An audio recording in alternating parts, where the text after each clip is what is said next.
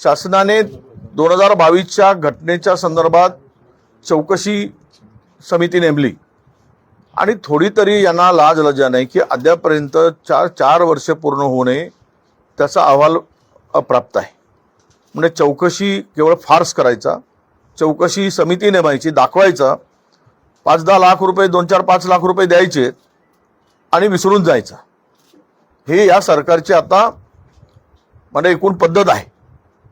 ही घटना ज्यावेळेस पहिली घटना घडली त्यावेळेस सुद्धा त्याच कंपनीचं ते व्हेंटिलेटर होतं. सीलर आणि आताही घटनेमध्ये तोच व्हेंटिलेटरचा स्फोट झालेला आहे. याचा अर्थ हे निकृष्ट दर्जाचे व्हेंटिलेटर पुरवले जात आहेत आणि पोरांच्या गरिबांच्या आरोग्याचा खेळ मानला जातोय. हे आता या घटनेतून सिद्ध झालेलं.